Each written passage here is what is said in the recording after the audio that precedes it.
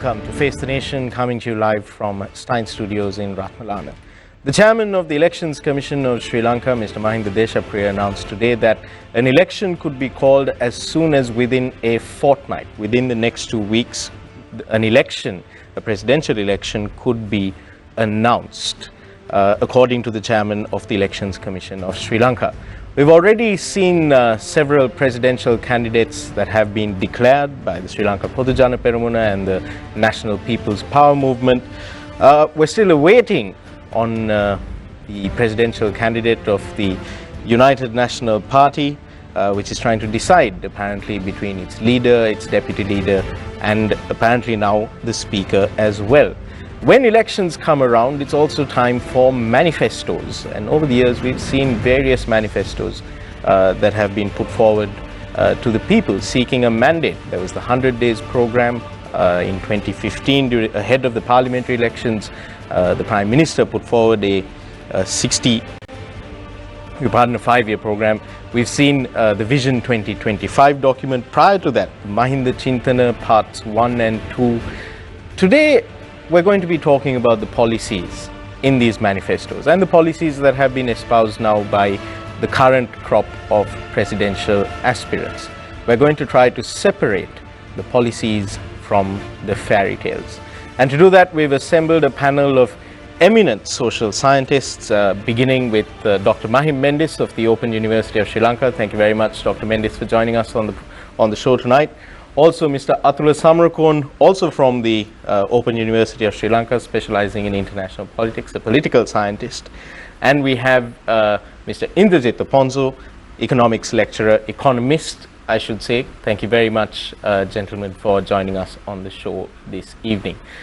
Also, for the Q&A sessions, we'll be joined by the very able Deshan Gonawala and Shehan Ranatunga. Thank you very much to you as well for being on the show this evening.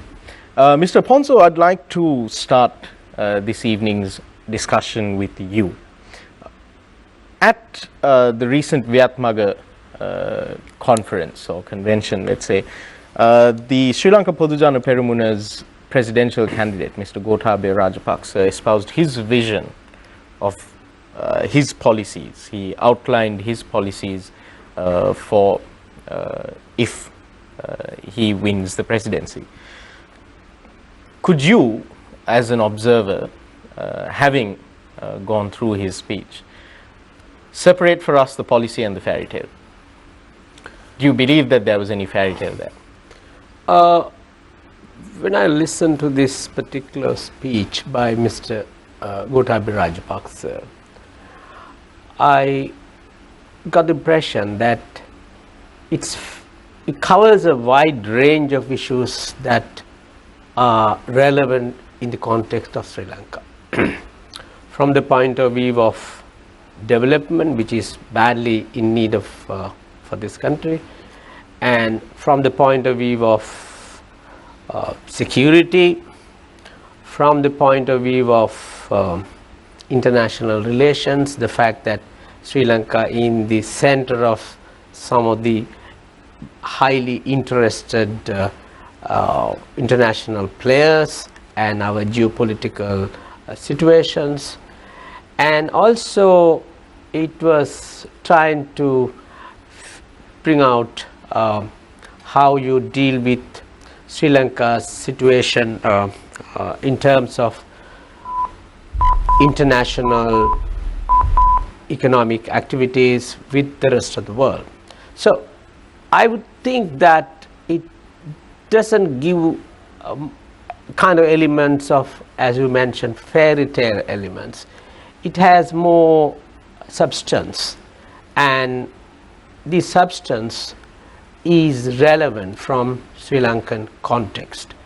And I would very much in view that this is a good way of opening the presidential aspirations, presidential missions and presidential discussions. Mr. Ponzo, there are some who have voiced concerns that the tone that was taken by Mr. Gotabaya Rajapaksa at this convention was of an authoritarian nature. in the manner in which he spoke of discipline, according to some commentators, was apparently in reference to some sort of military discipline. Do you feel that certain freedoms that we take for granted as citizens of a free and democratic country, at least in name, do you feel that these could be under threat? I think, one has to be very careful with sometimes when you listen to someone talking and providing the expressions of whatever the beliefs and the plans that person is projecting for the country as a presidential candidate, there are ways of look. It depends on what kind of the political background you come with. And if a person who is in support of Mr. Gotabaya Rajapaksa or anybody, any other person on this particular aspect will say certain things, pick up the favorable facts. Thank you very much, Mr. Ponso. We'll go deeper into that discussion during the Q&A round. I'm sure Deshan and Chayan will have plenty of questions around that. I'd next like to move to Dr. Mahim Mendis of the Open University of Sri Lanka. Dr. Mendis, you've previously been a very active member of the Federation of University Teachers Associations. I believe you were their media spokesperson at one point, a very lively media spokesperson. Now, we've seen one of the key demands, for example, of FUTA back then, I think this was around 2012-13, was the 6% of GDP allocation for education. And this was committed to by the following government, the current government. Have we achieved that? Is that just another fairy tale that FUTA too has now forgotten about? Frankly, we cannot say that we have achieved it, but we have made substantial progress with regard to these demands. At least through our struggle, we have been able to take these issues to the doorstep of the people. The people are no longer alien to the reality that the governments, whatever the government, since independence, they have not taken education, primary, secondary and tertiary education seriously. In the past 25 years, with the war, the crisis, confronting the nation as a result of terrorism and war, well, this factor, not taking education seriously, came to be even more seriously affected because that became least of the priorities. So we were spending probably 1.5% on education, and it is in the aftermath of the war. With the ending of the war, we had to remind the government that it is time that they really take issues confronting the people with regard to their human development, not only education, even health and welfare, seriously. And we have been able to do that. In 2010, when we started our struggle, well, it was not taken seriously, but we have been able to put it into the hearts and minds of the people and the rulers. We'll come back to the 6% GDP for education, but before I move on to Mr. Samrakon, a very quick controversial question for you. It was recently brought to my attention. Lee Kuan Yew, the former leader of Singapore, in his memoirs, recounting his experience on his journeys to Sri Lanka, had written that one of the biggest mistakes that Sri Lanka had made post-independence was the scrapping of English as the official language of the state and of academia as well. He quips, when you have an engineer educated, when you have two engineers educated in two separate languages, how can they build a bridge? Do you agree with that assessment? Absolutely correct. Absolutely correct. It is very unfortunate that the ordinary people of the land came to be denied English education, especially after the so-called A follow-up to that, do you see anyone in the current political leadership across parties who would be willing or who would be able to have enough to gather enough political capital to fix that decision?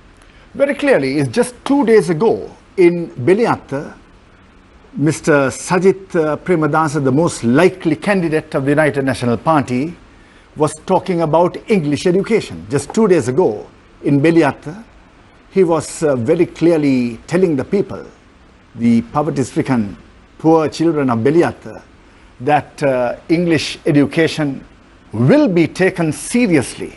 Not just some English education. He has also addressed this issue several times in other gatherings. Not some English for the ordinary people of the land, but English on proper international benchmarks. That has been made very clear by Mr. Premadasa. Thank you, Dr. Mendis. I'm sure there'll be plenty of questions on that for you as well during our Q&A round. Finally, we come to Mr. Atula Samarakoon, again from the Open University of Sri Lanka. Mr. Samarakoon, take a look at the National People's Power Movement and their, let's say, somewhat common candidate. It's a gathering of leftist progressive parties with the candidate, Mr. Anurakumara Disanayaka, who have adopted a very liberal sort of platform on which they're running, socially liberal. Is this a serious challenge to the existing power structure in Sri Lankan politics? I think National People's Power is not an experiment, but is something, some effort by like-minded progressive people, which is actually expected by the progressive-minded people of this country. So you know the meaning of democracy is the rule of the common people. But since the independence, if we correctly analyze this, since independence, Sri Lanka has never been ruled by the common people. Sri Lanka has been always ruled by the elite, some sort of elite section, segments, upper people from the upper echelons of society.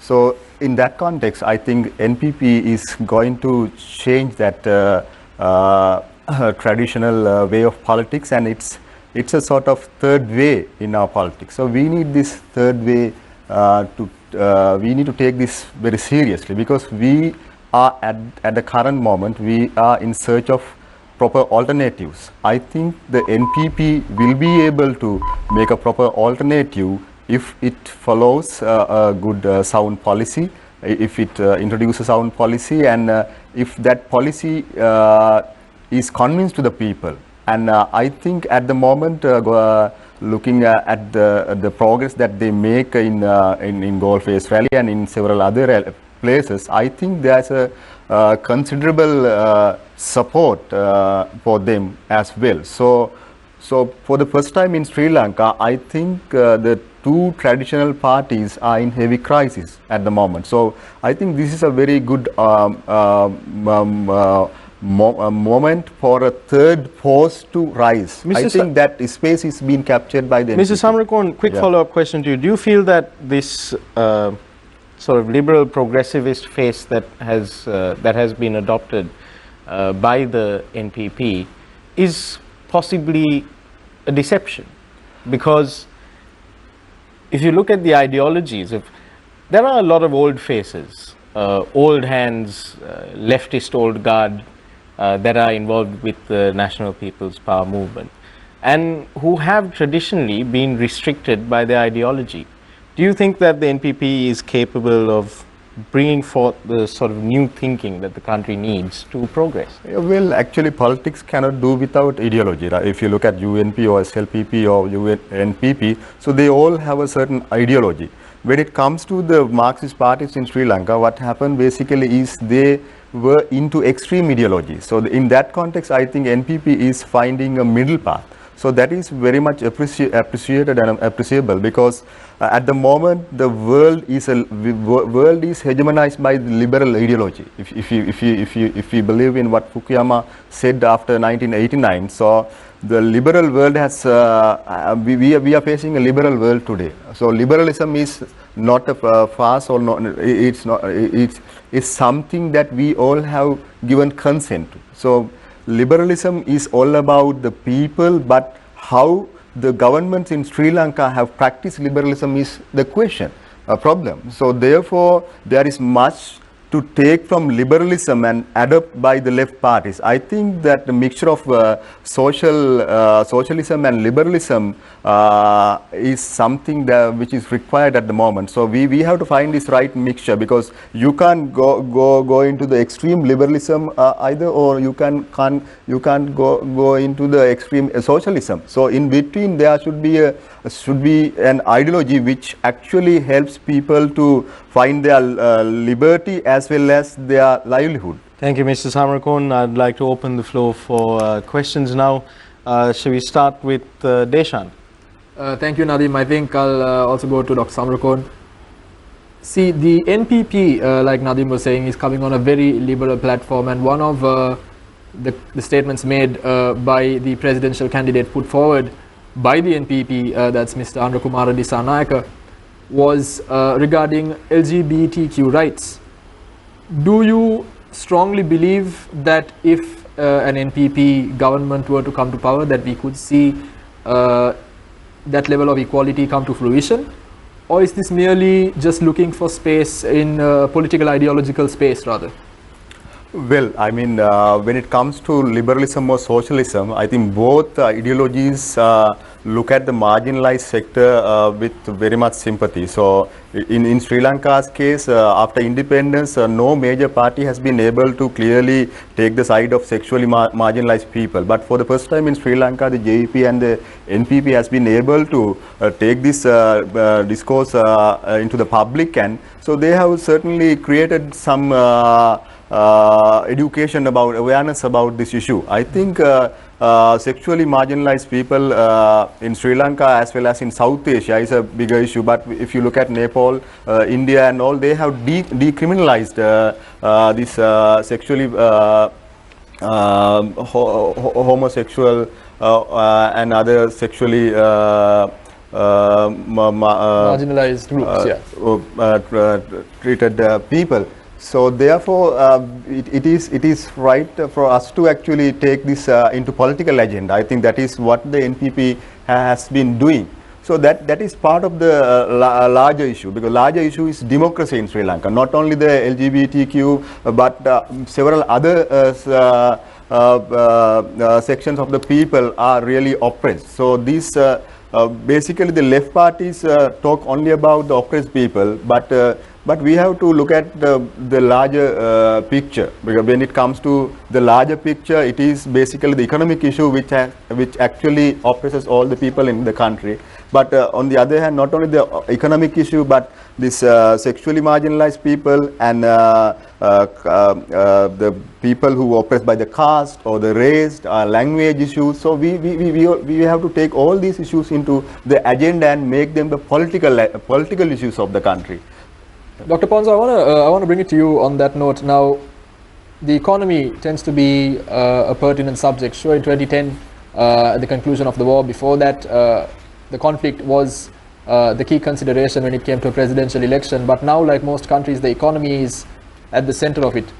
Do you necessarily think that SLPP candidate Gotabaya Rajapaksa represents the best solution, or the candidate with the best plan for the economy? Well, that's a difficult question to answer, but I would put it in a different way. If a presidential candidate is to give that person's mandate and what the plan he is going to do for the country, there are certain basics. Those basics have to be in place. Are those basics in place? As at least based on what you can see, you are an economist. I would put it in this way. I mean, there's a whole gamut of things that have been discussed, but you got to prioritize them. You can't be doing everything simultaneously. This is where we get into some kind of difficulty. You got to prioritize where we really focus on in the short term, medium term, and the long term. we don't segregate these things in that fashion, you always get into situations where things get contradictory. You might think, okay, if I, for example, people might, some candidates will talk about poverty alleviation as a major target, but poverty alleviation is a byproduct of a different progression. Unless you create economic development, economic growth and wealth creation in the country and make that available to masses without any hindrance and accessibility, the poverty will be there no matter you are even if you achieve high levels of economic. Mr. Ponso, you were speaking about the importance of economic progress and generating wealth that is accessible to those who currently who are unable to access wealth. Basically, addressing social and economic inequalities in Sri Lanka. Where in Mr. Gotabaya Rajapaksa's vision did you see that specific element of how he planned to address inequalities? Because while there was talk of economic progress and development and investment in infrastructure, it was really hard to hit the nail on the head with regards to addressing inequalities specifically. Inequality specifically is not the issue. First, you got to create a situation where the country is in a position to create a sufficient economic wealth in a progressive and a sustainable way before we talk about the distribution. But however, if you take Sri Lankan context has very specific peculiarities. These peculiarities are not seen in other South Asian countries. For example, we have a highly educated population across. The people can understand and they communicate well, and their literacies are very high, and they have a sense of political freedom, and there's an emerging aspects of it. So all these things do matter in Sri Lankan context. So what I find, since you have been harping on the question of a particular candidate, what I think about that. Now, I would rather put it in a way what the country needs, and a lot of politicians would say various things about what they would do for the country. And these matters. It matters to say, okay, these political agendas, do they cover enough? First. Second, what matters is that can they deliver? Talking is one, delivery is another. And this, when it comes to these issues, you got to assess the political candidates' abilities to deliver. So in that context, you would see a person like Mr. Gotabaya Rajapaksa's presentation may have credentials so that you can at least believe in something, but that doesn't mean it is going to guarantee it. I have to be very honest here. So it is from the people's pressure that these are the things that the country needs, and this constant pressure has to put these people delivering these things progressively from the beginning till the end. Dr. Mendis, I want to move the question to you as well now. Minister Sajith Premadasa is touted to be the UNP candidate come the upcoming presidential elections, and we've had Gotabaya Rajapaksa announced on the 11th of August, which is more than a month ago. He's come out, he's made statements about his policy. We've seen over the last 3 or 4 years, he's got Viat Maga, he's got Elia, he's got all these professional bodies supporting him. The candidacy has been given to him well in advance. He's already begun his campaign. If Minister Sajith Premadasa were to be given the candidacy from the United National Party, does he have enough time to formulate policies for the next 5 years or for the next 10 years for Sri Lanka, when roughly 2 months away from an election, he's not even sure if he's going to be able to contest? For a candidate to be thinking about policy, he need not be waiting till the elections are called. The elections commissioner makes a declaration, or the political party that he represents makes a statement decisively as to who the candidate is. Right.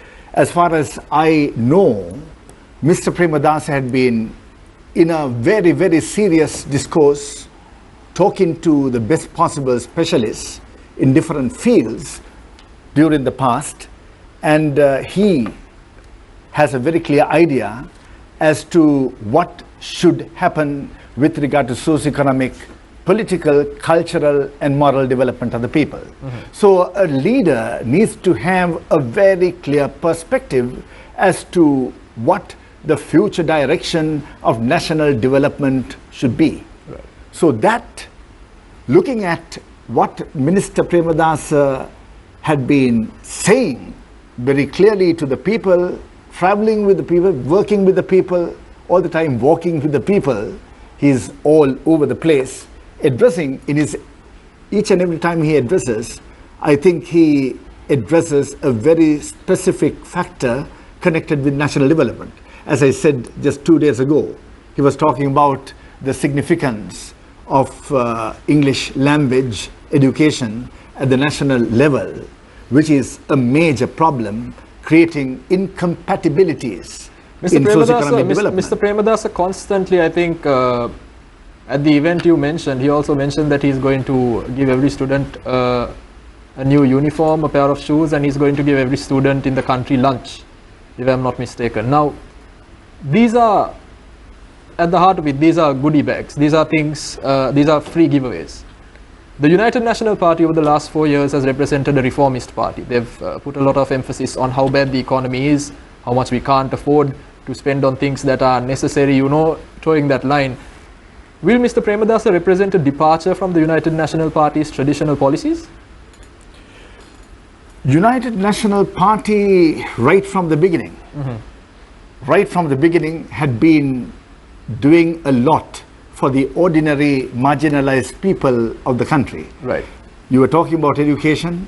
We know C.W.W. Kanangara, you see, the father of free education, did enormously, thought enormously about the need to empower the marginalized children and youth in this country through free education. The different story that reactionary elements ensured that he is humiliated and defeated. That's a different story. But as for what Mr. Sajith Premadasa says with regard to free uniforms, free books, all this, these are things that have been done by the United National Party during the time of juniors Richard Javadana, Jaya Javadana, and Mr. Ranasinghe Premadasa. These are not things that are going to be done for the first time, but he's going to extend, he's going to strengthen what has already been done by the United National Party under the leadership of Jaya Javadana Dr. and Mendes, Ranasinghe Premadasa. Moody's ratings agency recently stated that in the South Asian region, as far as debt is concerned, Sri Lanka and Pakistan are in a very precarious position. In this sort of economic climate, can Mr. Premadasa afford to go around promising people houses, free school uniforms, free school shoes, free lunches? Can he afford to make those promises? Will he actually be able to keep those promises? Is it policy or fairy tale? I do not think that anything, for instance, these things that were done previously under the UNP leadership during the time of Premadasa himself, Ranasinghe Premadasa himself, were fairy tales. They were made a reality for the children and youth of this country in 25 districts, in 9 provinces. Now, Dr. Mendes, I think what finish the answer? I think what Mr. Majid is trying to point out is that the context in which it happened is absolutely different to the context in which we are in now. And in that context, whether this is policy or fairy tale. Right. Now, when we when we hear this question, can a political leader with this type of pro-people imagination afford to do this? The other side of the question is, can we do many things in this country in order to appease the privilege, starting with the parliamentarians, the nature of the privileges enjoyed by a microscopic minority of people at the expense of the poverty-stricken masses of the land. Enormous corruption, enormous waste in this country. I think Mr. Premadasa, of course, is not a magician, but one thing is very clear. As a minister who did not even accept a salary, who did not accept official vehicles, did not accept even a bungalow, as someone with... Dr. Mendes, just before you conclude, that's a very interesting point you made. If people can question, how does Mr. Sajith Premadasa afford his lifestyle if he doesn't accept a salary? Right. Now, Mr. Premadasa, as far as I know, leads a very, very simple lifestyle. But I mean, if you don't take a salary... Course, he need not be. You see, it all depends what type of lifestyle a leader believes Politics is an expensive game, Dr. Mendes. You know that, I know that, I think yes, the public knows. But corruption and waste is something that can only be countered by a leader who believes in curbing corruption and waste. With regard to this Ministry of Housing and Construction, I think... I agree. I'm asking you on your earlier point, because that's a very big claim to make. But you have to look at the credibility of that claim also. Yes. Credibility is through actions of politicians. During the past 5 years, I do not think anyone questioned the credibility of Minister Premadasa with regard to corruption and waste. I don't think even it is practice. We know what happened in Parliament just a few days ago when they tried to accuse Mr. Premadasa of misappropriation of funds in the cultural fund, and what happened. You see, credibility of source, credibility of message, this is very, very important. We need to see whether the minister concerned set an example for the fellow parliamentarians and the bureaucracy in this country. At least he has very clearly established credibility as a minister who does not believe in corruption and waste. Dr. Samrakon, I want to move this to you, and I want to pose two questions. Firstly, do you believe that the continuation of the current economic trend that we are following will contribute to us actually getting out of the predicament we are in? Number one. Number two, you are well versed in politics. I would like to know, do you think a minister in Sri Lanka can sustain life without a salary? Well, so I'm not an economist, but our good friend Afonso is a well-known economist in Sri Lanka. But looking at the economic peril the country is facing, I think, looking at the records, I think Sri Lanka is at a very, very dire situation. So our economy is facing multiple issues, and so we need quick recovery programs. I think recovery programs not in the sense that what World Bank and IMF always propose, but recovery programs which actually recover the economic situation, economic problems, poverty of the facing the people of this country. So when the larger majority of the people are poverty stricken and they survive just with subsidies, so that means Sri Lanka is the larger majority are not happy. So ultimately polity and economy should look towards the happiness of the largest majority of the people. So in that context, Sri Lankan people are not happy at all. So our economy is not progressing. So maybe the politicians are telling many things, that they talk about FDI, they talk about many other programs bringing companies into Sri Lanka, but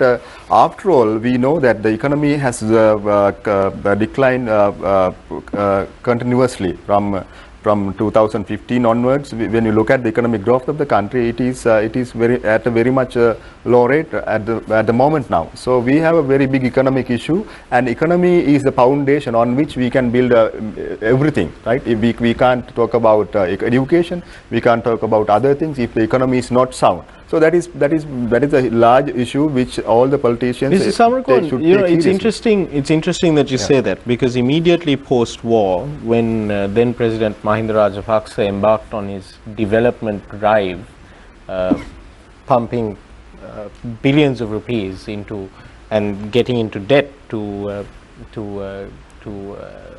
finance major infrastructure developments, the Southern Expressway, the Hambantota Port, the Hambantota Airport, roads, bridges, all around the country.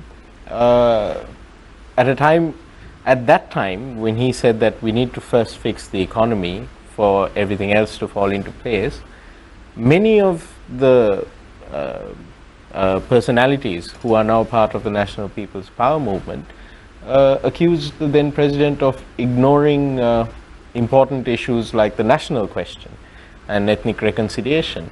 And now again you're saying that the economy is the most important thing. Is it hypocritical?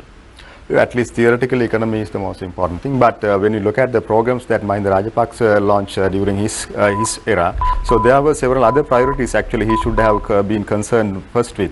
But the mega projects that actually he brought to this country are not actually the things that the country should have implemented. Look at Mattala, look at Hambantota and all other ports. So they have not actually brought the income that those policymakers planned at that time. But they have been big white elephants to this country. So that those actually the money that the China pumped to this country is not to develop the country in a way. If you look at from the international political angle, so there's a great power rivalry in the Indian Ocean. So Sri Lanka was dragged into this power rivalry. Now Sri Lanka is facing those consequences. If you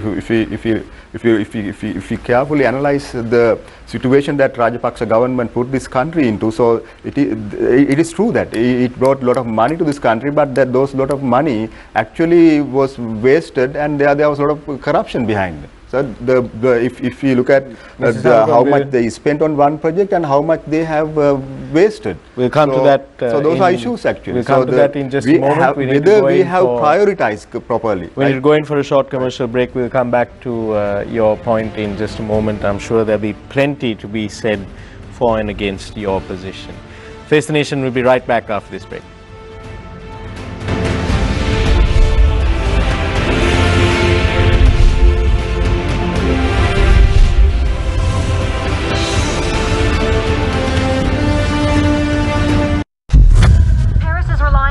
Guardian angels, Ladybug and Cat Noir to save us all.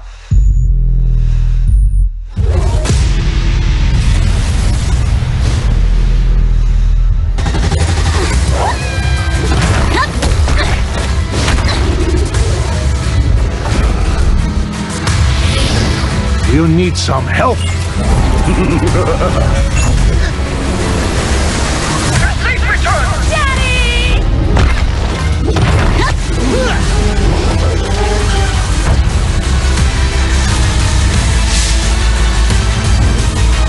Ladybug, weekdays 4 p.m.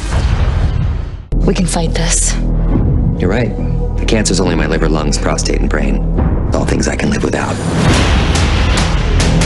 What if I told you we can make you better? Especially in the back, brother. I wanna thank your mother for a butt like that. Yo, shotgun bang. What's up with that thing? I wanna know, how does it hang? It's the buck like print say, you're a happy mother.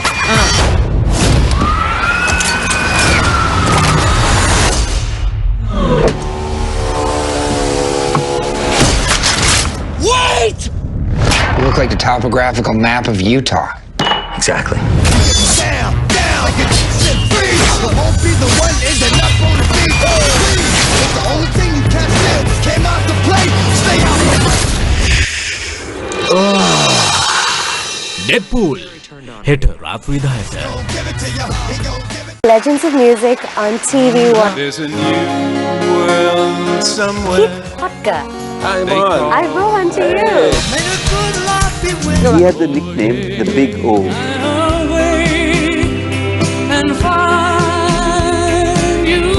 Appeal to the same market as the Seekers. Legends of Music. Refresh බදාදා රාත්‍රී 10ට.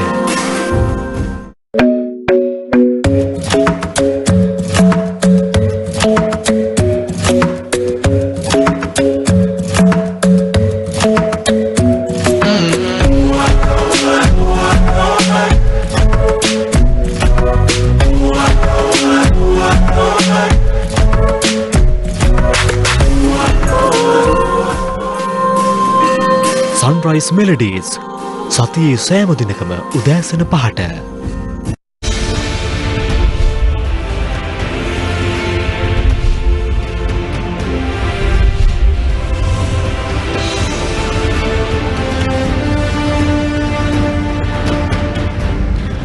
Welcome back to Face the Nation. We're in discussion this evening with Dr. Mahim Mendis, Mr. Atula Samarakon and Mr. Indrajit Aponso, three preeminent social scientists. Dr. Mendis, I'd like to start off this next round with you.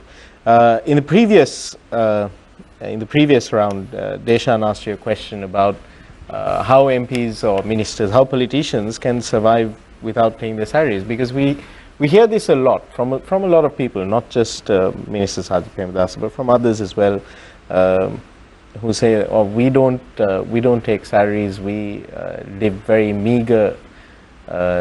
We have very meager means, and we live on very little." But to the observer, the general observer, the public, to the general public, that doesn't appear to be the case, because you see these politicians rushing around in their luxury cars with their entourages and their security escorts. And you ask the question, who's paying for all of this? Am I the taxpayer paying for all of this, or are there secret donors who are paying for all of this? I mean, don't you feel that it is a silly proposition for politicians to say that they live meager lifestyles, especially in this country?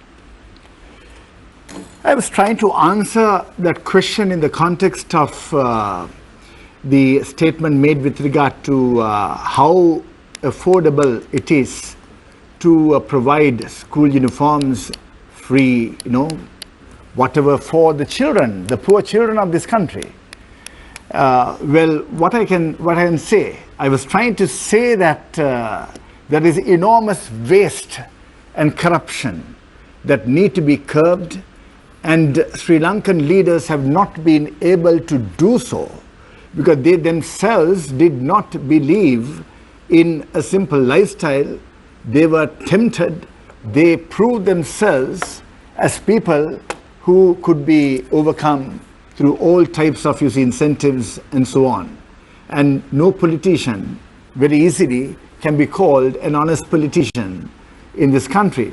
Now, I was trying to say that Mr. Premadasa leads a simple lifestyle, and he also is not someone accused of corruption.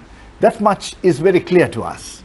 No distractor of his can say that this is a politician who had been hoodwinking the people, taking bribes. No one, I think even in Parliament, no one ever says that Mr. Premadasa is someone who is corrupt. That is what I'm trying to say. He leads a simple lifestyle, and as a minister, he has set an example for other parliamentarians to follow. In order to curb corruption, there needs to be a leader who believes in an honest and a clean lifestyle. That is the main issue. Dr. Mendis, when talking about Sri Lankan politicians who always, there is constantly an anti-corruption platform. There's an anti-corruption platform at this election, there's an anti-corruption platform at the previous election. Corruption was also a subject of the election before that, in 2010. And in elections going back several years, corruption has always been a subject. Maybe not front and center, especially during the years of the war, but it's certainly been there. At least on the back burner, corruption has been a central topic. There is a lack of trust between the polity and the people in power. There have been amendments that have been proposed to improve accountability mechanisms within our state structure, such as regulations on campaign financing, with disclosure as a bare minimum. Where are you getting your election campaign funds from?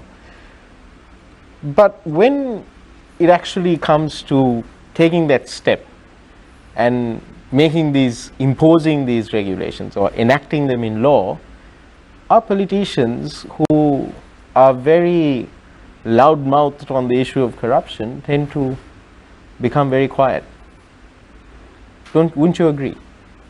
It is so. So this is the reason why, in order to come out with decisive changes, even in election campaign, you see, funds and so on, we need honest leaders. We need people, candidates who believe in those benchmarks, standards of, you see, fair and clean funding for their campaigns. But the problem is they only believe in it after, they only believe in imposing it after they've won the election. Until the election is held, no one is doing. Take, for example, you take the previous US presidential election, where you had the sort of out of left field candidate, Mr. Bernie Sanders, who was very transparent in how he was funding his election campaign, in who was supporting it, how he was getting donations for it. Do you think that we have a leader in Sri Lanka who would be willing to take that same step, to say, this is where I'm getting my money from, this is how much this person has contributed to my campaign, this is how much so and so has contributed to my campaign? The reason I ask this is because there's an article on a news website today. Gota's camp says, unaware if China is funding campaign. I mean, it appears that in Sri Lanka we don't even know who is giving the money for election campaigns. It's very disingenuous, isn't it? Very, very clearly, this government came to power on a clear mandate for clean, good governance. And this government should have very clearly brought all those reforms, and there is no way that the current Prime Minister and the President can escape on this matter. They were duty bound, they were obligated to bring major reforms in defense of good governance. Now, we have every reason to believe that there are candidates who are clean, there are ministers who are clean, who will be candidates at this election, who will also ensure for the future, if they get a mandate, that they will have a clean process, procedures that will not, that will not make us ask these questions again. Thank you, but this Dr. current Mendes. Prime Minister and the President, unlike anyone in the previous regimes, were duty bound and obligated to bring these reforms, and we are asking why they did not do so. Mr. Samarakon, you've said that the National People's Power is a third way, is presenting an alternative to the two major political factions or the two mainstream political factions. Do you think that this third way will go a different way on issues such as this, on issues like campaign finance? The reason that I ask is because I mean, I don't mean to draw too many comparisons between US politics and Sri Lankan politics, but qualities of leaders. And you look at Mr. Sanders, he also put himself forward as an alternative to establishment politics. And he was willing to do a little extra to show the public his commitment to being an alternative. Is Mr. Anurukumara Dissanayake that caliber of candidate? Will he strive for that level of transparency? Yeah, of course. I think, Najim, you raise some valid points actually. So those concerns are very much the concerns of the educated, progressive people of this country, because at the moment the requirement is for us to enhance our democracy. Because when we compare Sri Lanka's democracy with the developed democracies in the world, so we are nowhere actually. So when we compare our democracy with Scandinavian countries or say with USA, so we are nowhere. We are a third world democracy, and our politicians do not respect democracy. So when it comes to transparency, when it comes to campaign funding, when it comes to the promises that they give to people, so they are not serious at all about democracy. So democracy, the gap between the words and the practice, the speech and the delivery actually is very much wide in this country. So in this context, I think there's a great deal of work that the NPP should be doing, because NPP is backed by but don't you think that the NPP should be taking the lead in doing these things without waiting for someone to actually ask them? Sure. If the NPP is serious about being an alternative third way, a third force that can mount a serious challenge, I mean, people constantly ask these questions. I mean, corruption of politicians, wealth accumulated by politicians over the years. The thing is, we've even heard accusations that have been leveled against the JVP leader and NPP presidential candidate about, I think, castles in Ireland or something to that effect. Sure. I mean, shouldn't he, as this alternative candidate, step forward and be transparent and say, you know, here is my asset declaration. Sure. These are my tax returns. This is my campaign. This is how I'm financing my campaign. Shouldn't he take the lead on an issue like that? I very much share your actual opinion, and I request Mr. Andrakumar Dissanayake to put forward this asset declaration and reveal everything, that to set an example for all other politicians, because that is the only alliance at the moment which should be able to do that. So other parties, I am not much sure about their behavior. So NPP, which we believe that is an alliance of democratic minded people, and the alliance of uncorrupt people who really want to save the democracy of this country. So if you look at any regime transition of this country, so a regime transition means a transition of democracy after all. So the democracy actually changed a lot when Mr. Rajapaksa was elected in 2005. So democracy changed a lot when Ms. Chandrika Bandaranaike was elected. So likewise, from time to time, our democracy has confronted different types of issues, and democratic transitions have actually affected much to the quality of the democracy. So the need of the hour is to enhance the quality of the democracy. As Dr. Mendis rightly said, what we expected from the good governance regime was to enhance the quality of the democracy of this country. It did something. It brought the RTI. It reduced the powers of the executive presidency, but it also has hidden several other issues which actually require proper solutions to enhance our democracy. I think the election campaign should be thoroughly regulated. So politicians should be able to reveal their income. Thank you. Thank you, Mr. Samarakon. On that note, Mr. Ponzo, we're actually coming full circle to one of the first questions that I posed to you, is that do you feel that this democracy and democratic rights that Mrs. Samarakon and Dr. Mendis are talking about is not as big of a concern for the Sri Lanka Podujana Peramuna camp and their candidate, Mr. Gotabaya Rajapaksa? You're posing the question very much as I'm a representative from the SLPP. That's not the way I look at it. Let me just touch on what Mahim has been saying and what Atula has been saying. You know, when an election around the corner, you create some slogans, catchy slogans to attract people's attention. Yahapalaniya was one of these core slogans that was brought forward by the current government to come into power. And then we know what happened as a result, afterwards.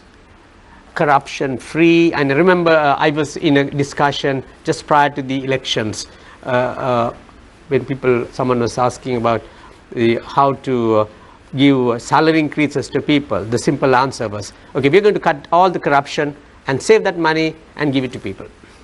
Now it's that simple, right? But I think this is kind of disguising what the true intentions are, and also trying to bring out something to create a slogan and a platform so that you can ride on that. Now, in the case of as Mahim was mentioning about corruption free, and we got a better situation, I think what happened was corruption got more sophisticated. It is there was a time where you see corruption from a building project or some, but that's not the way it went.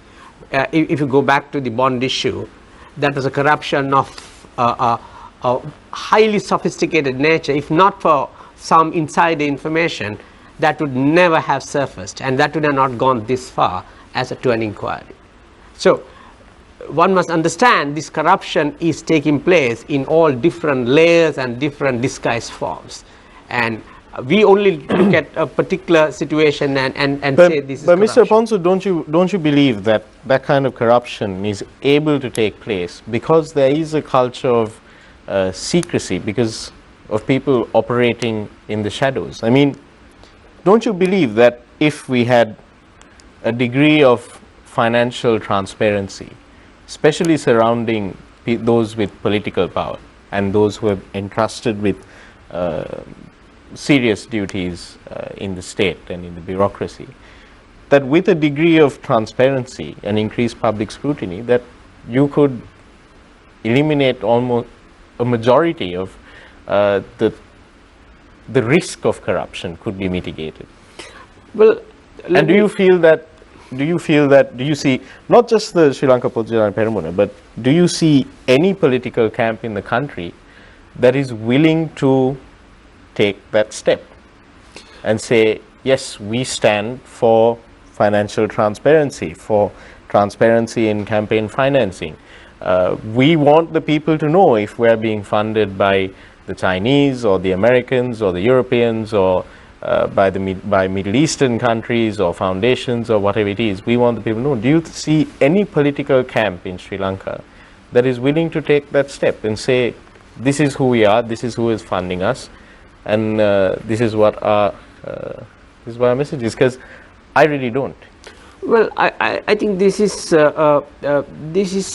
kind of a confusion we have. Now, let's take the example of situation. This present government, if they managed the economy well, if they did well, none of these corruptions would have mattered. What has happened here is, these issues become important when you miss the more core points and more core policies that the government should be undertaking. Now, when it came to the issue of corruption, I think it's a mindset, and you cannot eliminate it. Even in very developed countries, there is quite a bit of corruption taking place. But what is necessary here is you got to get people to believe in that we want a corrupt-free society. It just can't be switched on at a particular point of time. It doesn't happen. This has been the case even in the present government, even if they were genuinely coming for a good governance. Mr. Aponso, as a citizen, wouldn't you like to see either Mr. Rajapaksa or Mr. Premadasa or Mr. Anurukumar Dissanayaka or Prime Minister Wickremesinghe or President Sirisena or even Speaker Karu Jayasuriya for that matter, just come out and make their, depending on who the presidential candidates are, come out and say to the people, this this is where our campaign funding is coming from. This is these are our asset declarations, and now this is our message. This is why you want to vote for me. Don't you think that that would serve a great deal more towards building public trust in their commitment towards fighting corruption than simply uttering slogans on stage? Well, if you ask me personally, do I believe? Yes. But can I get everybody else to believe in that? Have we come to that level? I don't think Sri Lanka has come to that level. What Sri Lanka at the moment needs is, you got to focus on what really are the burning issues and how do you solve these burning issues so that people will elevate themselves to understand other issues better. When we try to bring in all kinds of, even Atula's point of liberal, which we stand for, but they are not the widespread across the board issues for people.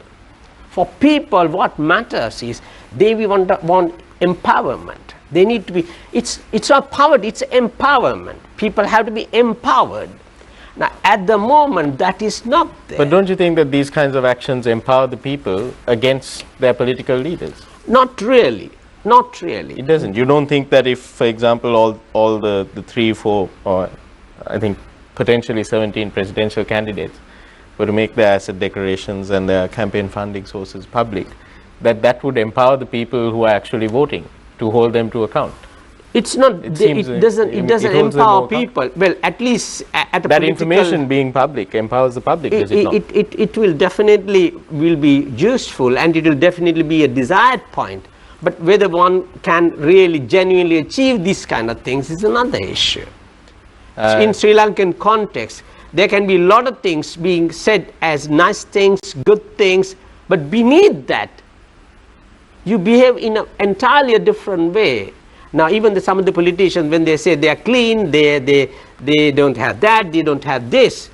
These are all attractive points, which doesn't take the people to the places where they have to be, they want to go to. Thank you, Mr. Ponzo. We'll open for questions. We'll start with Shayan, who's been very quiet throughout the program. Finally got my chance. Dr. Ponzo, I want to bring up this what you discussed earlier when Nadeem mentioned about building public trust. And in the opening statement, we spoke about Mr. Gotabaya Rajapaksa. And for the public, when it comes to voting for their presidential candidate, I'm sure you would agree that just as much as you vote for the individual, you also look at those who are behind that individual, because after all, after the presidential election, you have a parliamentary election as well. So when you vote for the individual, you would also consider who the party that he represents. Now, a lot of people are concerned about certain people that are behind him. Now, just as much as you criticize, or there are criticisms leveled at the current government owing to the actions of certain members of the current government, likewise there are allegations against members of Mr. Gotabaya Rajapaksa's party. For example, what happened in October during the time of the coup, whether you agree with what happened or not, the behavior of parliamentarians at that time raised a lot of alarms. So people are understandably still very suspicious. They might agree with Mr. Gotabaya Rajapaksa's policies and the impressive PR campaign, but yet there's worries. Do you believe that Mr. Rajapaksa and the leaders of the party should hold those members of parliament accountable for their actions, just as much as the current government should? You know, I don't know personally about Mr. Rajapaksa or Mr. Sajid Premadas or Mr. Anura Dissanayake. What I look at is, the kind of progression they had in the past and the kind of engagement they had with regard to finding some of the critical issues the Sri Lankan society has faced. And how did they fare in this? Did they make a difference? Of course, I agree. There can be major shortcomings in between. There can be situations which has not gone that well with the masses. But overall, do you find some visionary direction in these individuals? some kind of faith I can have with regard to the ability of the delivery? Are there any evidence? Now, this is where I tend to look at Mr. Rajapaksa's situation favorably, for the reason, you see, Atula was talking about infrastructure and all that. You see, I think let's be very honest. Sometimes we drive down the highway and we have the comfort of the highway, but then we ask the question, and there must have been a lot of corruption in this particular project. That's the kind of speculative thinking we have. Not necessarily we have the facts on the table. We just love to look at that way. At the same time, for us, we had more than 30 years of war. And during that period, there's absolutely no progression with regard to any developing country should have, if it is to launch itself into the kind of caliber of East Asian countries. When the war was on, when Mr. Mahinda Rajapaksa came into power, this is where from an economic point of view, I look at it this way. When he decided to work on two fronts. On the one front, he was working on the war. On the other front, he decided, okay, something that once the war is over, what do we have? What do we show off to other people to get on with the rest of it? I think in that sense, for them to think about infrastructure development, even if you don't have the cash, it was a time where we didn't have cash. But the fact that you mobilized it in itself is visionary. Dr. Mendes, today at the opening of the Lotus Tower, or the Nelum Kuluna, Sri Lanka's or Colombo's new iconic landmark, President Maithripala Sirisena alleged that 2 billion rupees that had been made as a payment to a Chinese corporation for the Lotus Tower project had mysteriously disappeared. Now this is the president saying this at the opening of South Asia's tallest man-made structure now. How do you view this? I mean, this is the president of the country that is declaring open this iconic building in the middle of Colombo. There's a delegation, or there are representatives of the Chinese state-owned corporations that were involved in building this, that were involved in making this project a reality, and the president says 2 billion rupees is missing. Where is the accountability on infrastructure projects? I mean, on how many other infrastructure projects do we have that kind of leakage of funds disappearing? We do not elect governments for the mandated, presidents and prime ministers to be making statements of this nature. They are duty bound, they are obligated to the people to ensure, if they know that such things have happened, they should ensure that these things are properly investigated, prosecuted, and the people know as to what exactly happened. They can't be telling the people that such things have disappeared, money disappeared, and so on. Accountability, responsibility, accountability is something that our politicians have not, taken seriously. And we know, well, when this government came to power, they came to power because the previous regime was very clearly acting with impunity, taking the law into his hands with regard to financial dealings, with regard to companies that they were starting at the expense of the people, all types of companies that were started even under the defense ministry, and then taking the law into the hands and shooting down people, like in Ratupaswala, in Katunayaka, in Chilau, in Velikada prison, 27 prisoners shot dead We need to know. We need to know. It's not just money disappearing, as to who gave these orders. Let Mr. Mahinda Rajapaksa and Mr. Gotabaya Rajapaksa tell us, as people who are at the helm of the defense establishment, as to how such things happen. Accountability on financial matters, on public security, on national security. Well, we know Tajuddin murder, he was not even a politician. They are duty bound to tell the people before the elections as to who was responsible for that. Who is the current Prime Minister is responsible to tell that. The President is responsible. The previous President, the former Defense Secretary, all these people should be held accountable either for doing what they did or aiding and abetting and further conceding facts without taking accountability. Dr. Mendes, this is a very interesting sort of discussion, and I've found myself raising this issue continuously because a fortnight ago we had two parliamentarians here who were exchanging barbs on this as well, on, you know, you should investigate, they should investigate. These are just allegations. This government needs to be held accountable. But I mean, governments are elected to govern. At the end of the day, law enforcement should be done by law enforcement. But we don't hear on the political stage anyone asking, this IGP should be held to account for not investigating this. This Attorney General should be held to account for not progressing on this.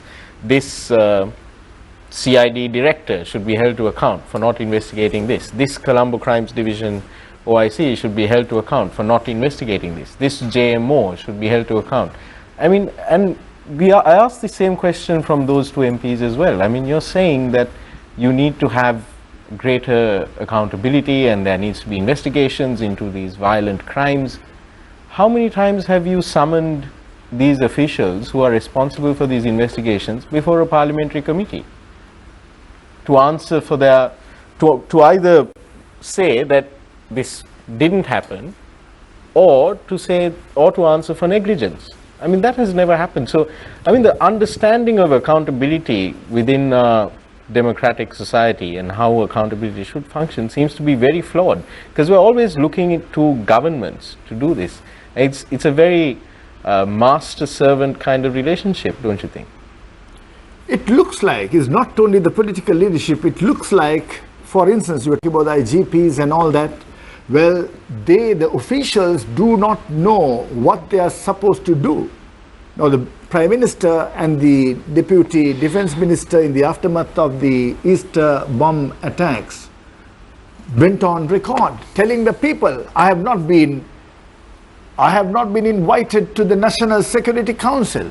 As if he was invited, he would have known about it and would have taken action on those matters. Well, they themselves tell the people that, you know, we have not been invited to the National Security Council.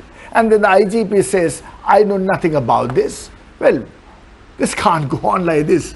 This is basically a failed state. Very clearly, the officials and the mandated representatives, the servants of the people, the Prime Minister should understand, the President should understand, IGP should understand, all these officials should understand that they are accountable to the people of the land. And they themselves say that they have not been kept informed. The Prime Minister says, not kept informed. And the IGP says, I knew nothing about it. You see, this only indicates there is tremendous ignorance with regard to obligations of officials and mandated representatives in this Sri Lankan so-called democracy. Mr. Samarakoon, I mean, we keep saying that these people should be accountable to the people, but it appears that the reality is that they are not.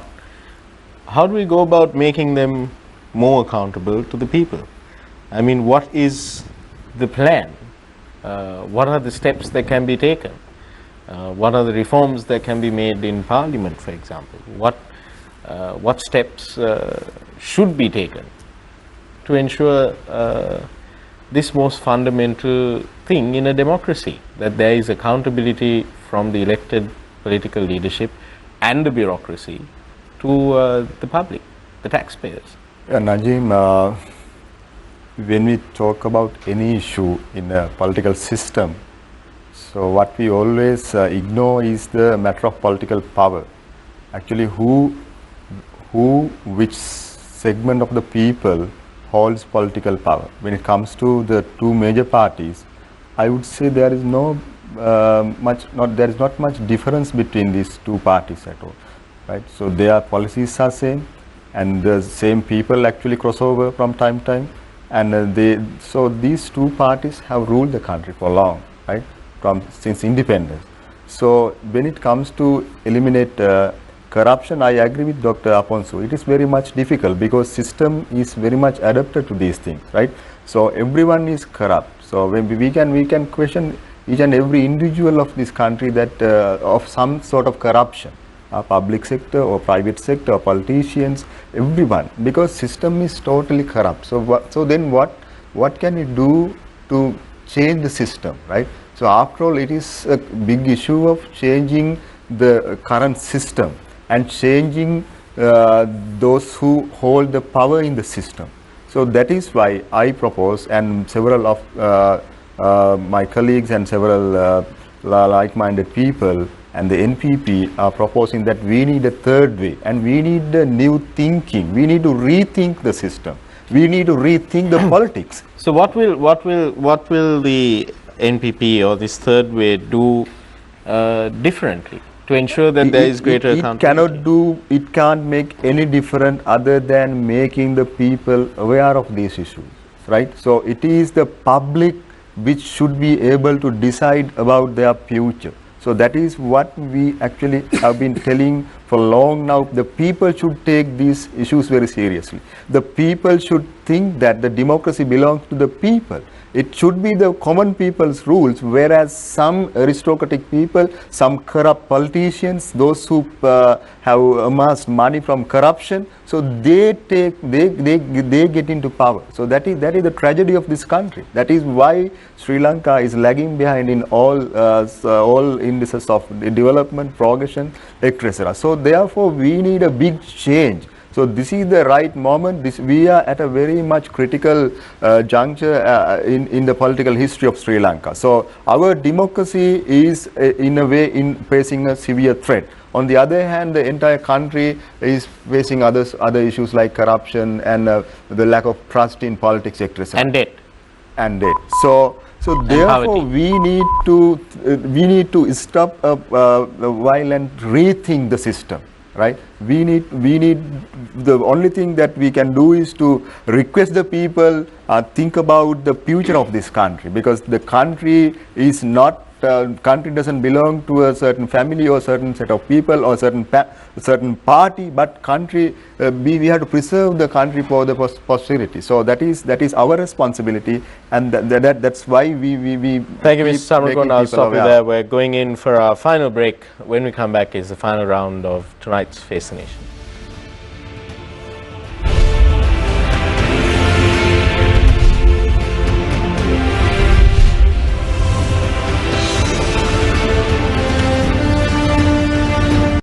සතුට නිදහස ජීවිතය හොයාගෙන අපිට විවේකයක් නිවාඩුපාඩුවක් ලැබුණාම අපි බොහෝ තැන්වල යන්න උත්සාහ කරනවා.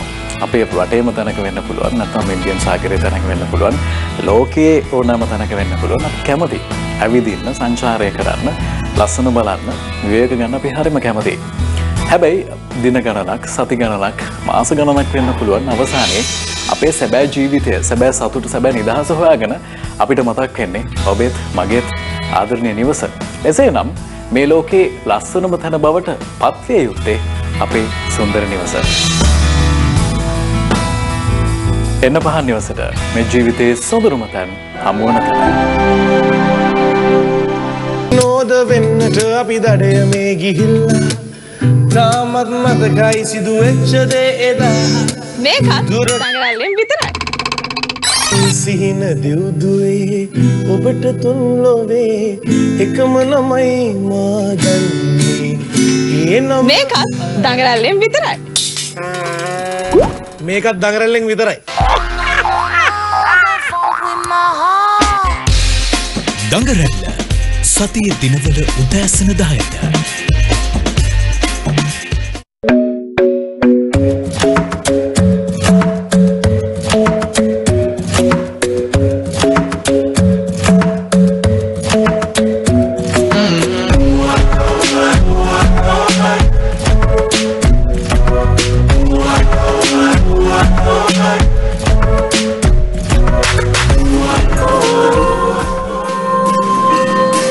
Nice Melodies සතියේ සෑම දිනකම උදෑසන 5ට.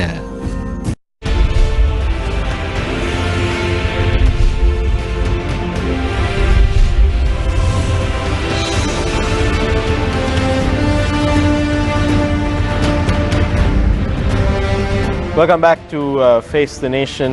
We've had a very interesting discussion surrounding all sorts of matters. We might have even been sidetracked at times into other issues.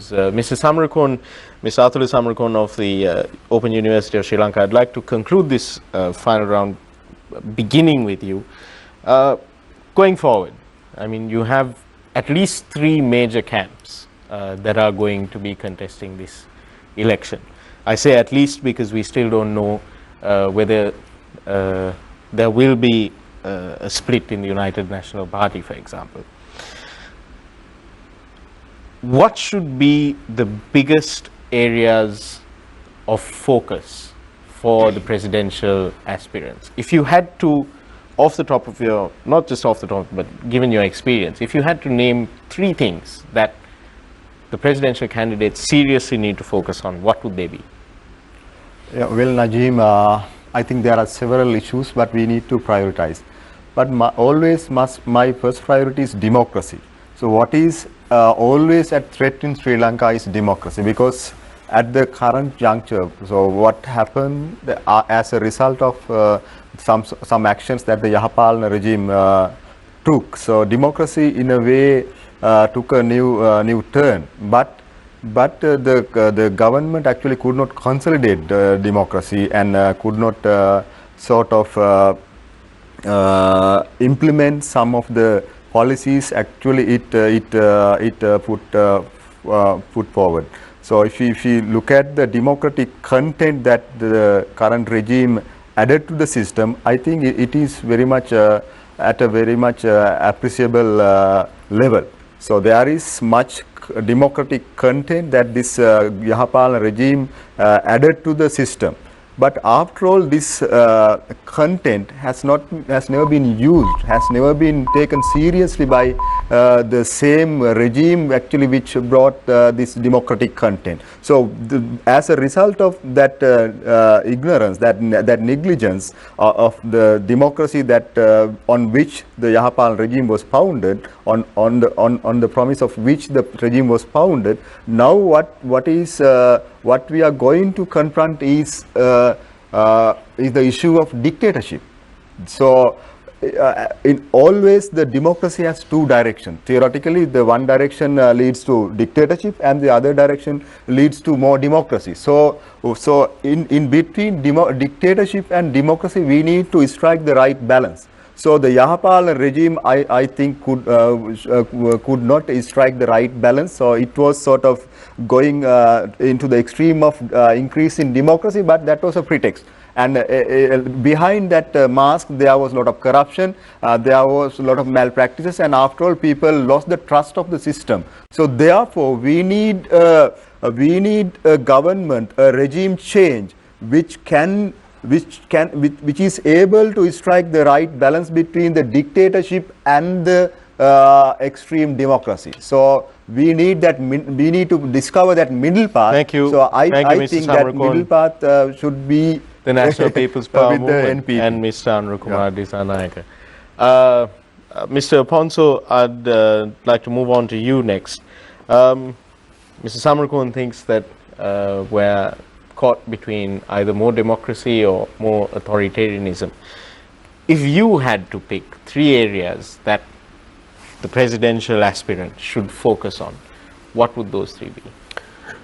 For me, I think the democracy is a state of affairs where it may be necessary, but what would really be driving this country, or should be driving this country towards, is for me, there must be a way of development that will empower people. There is a fair amount of neglect of the people in general. That is why all these other issues, social issues, political issues are cropping up. So empowering people through a proper development plan is something that really had to be focused on. For that matter, we should pay attention to some of the chronic problems we have. For me, one of the fundamental problems we have is we have a serious deficit in something like 12 billion every year of dollars in terms of earnings, foreign exchange earnings, exports and imports. So as long as we have this, we are getting into more and more debt and serious problems. The second point is empowering local entrepreneurial talents and believing in that, and get them to drive the economy and this development process, not having faith in foreign investment. Those are supplementary. The main cake is the Sri Lankan entrepreneurial class. Mr. Ponzo, just to quickly interrupt you there, I mean, this government and the Export Development Board did put together an export development strategy identifying core industries to develop entrepreneurs in those core industries, and at the same time there was the Enterprise Lanka program, which was again aimed at building up local entrepreneurs. Are you, as an observer, are you saying that these have not been successful? Well, I don't have to say that. If you did listen to Professor Sally, who was the IPS chairman for a considerable period of time, appointed by the present government, and he made some very serious remarks about the manner in which the economy was handled by the present government. He simply said, these guys never had a policy. These guys never had a consistency with regard to their policy making. They were not prepared for it. These are not my comments. These are the comments given by a very prominent person who is a friend of the present government. So in which direction should Sri Lanka go now? The direction is, you got to first look at who can drive the economy. Who is driving the economy?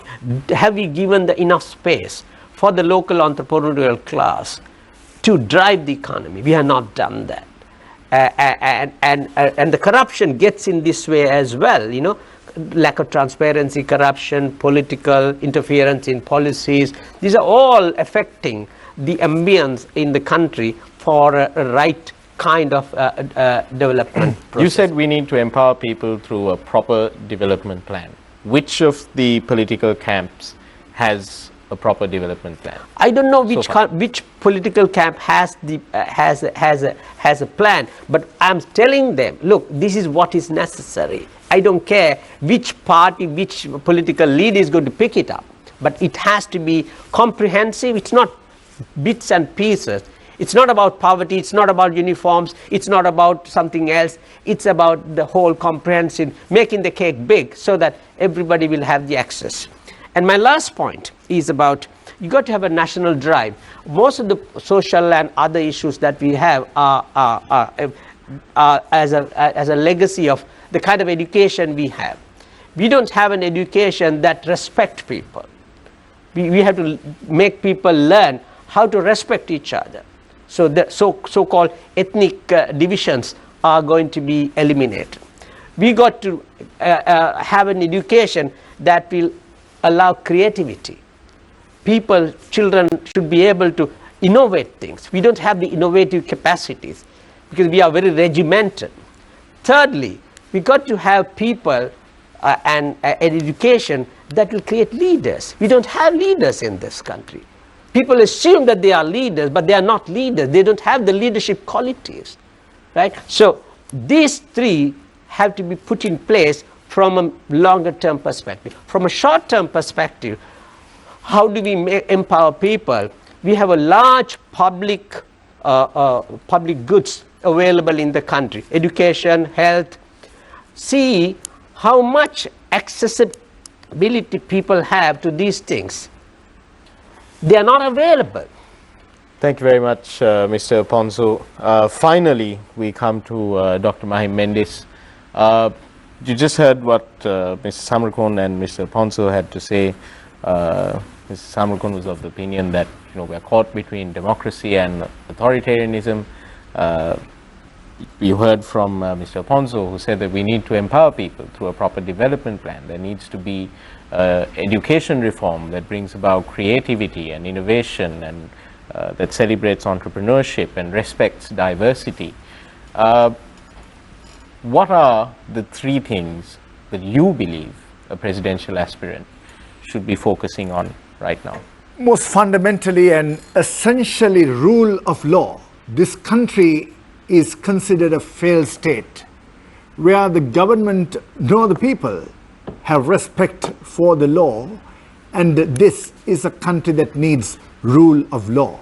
This is a country where not even the prisoners were felt, they were not safe in this country.